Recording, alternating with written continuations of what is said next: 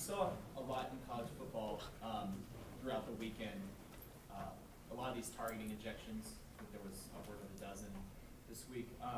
What is the key, playing as fast as you do as a defensive back, and also putting yourself in a situation where you avoid, a potentially crippling injection like that? Well, Coach Mack and Coach Levitt, we always do like a tackling circuit where we always work on our tackling and how to hit. We call it a roll tackle technique, so it's like really a shoulder tackle. So I think all the players on our team know how to tackle, to dodge the head and stuff like that.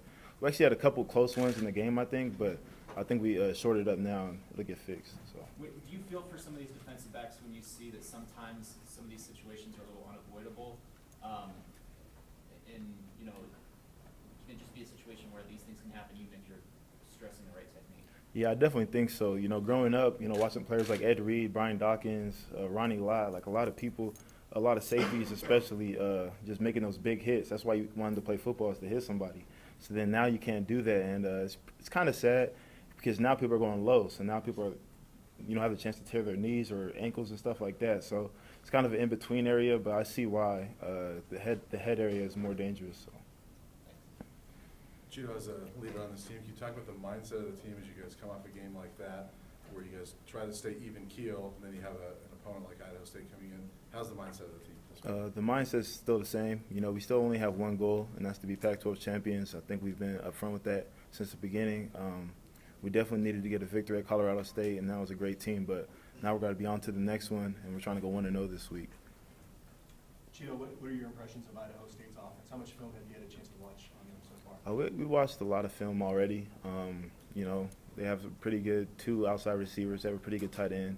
I think their back, Dakari, he's pretty fast and stuff. And their quarterback, I think he got second team all-conference. So, they're a pretty well-developed offense. It's just going to come down to playing our game and doing what we do best. So. Chido, you guys have believed and had confidence entering every season in the past, but then to come out in your first game and have such a dominating performance, does that, I guess, justify the belief somewhat? Do you guys feel more confident now that you've put it out there on tape, put it out there on the field for people to see?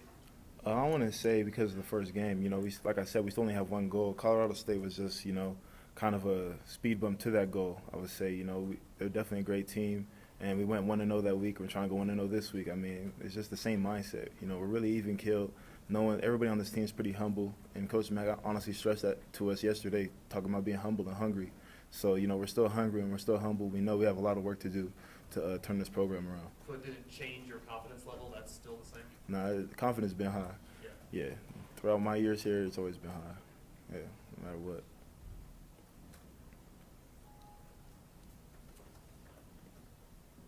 Any more questions? Do you wish the CSU game had been closer? A better test, if you will? No comment. I'm looking ahead to Idaho State now.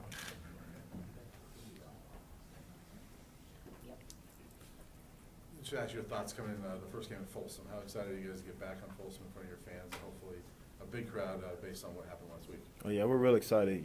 They came out screaming and yelling for us on Friday last week. We hope they do the same thing against Idaho State.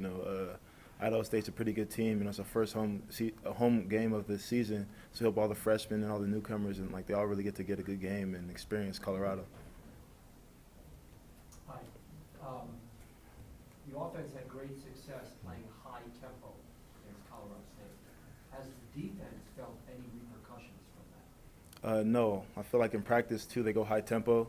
We honestly have this period called a high energy period. Well, we don't really take breaks. We just keep going for 8 plays straight, running to the ball. So I think it really paid off for the offense. And it also helps us, too, because we're going to be facing a lot of up-tempo teams. So I'm really proud of the offense. We're playing in high altitude, so why not use that to our advantage?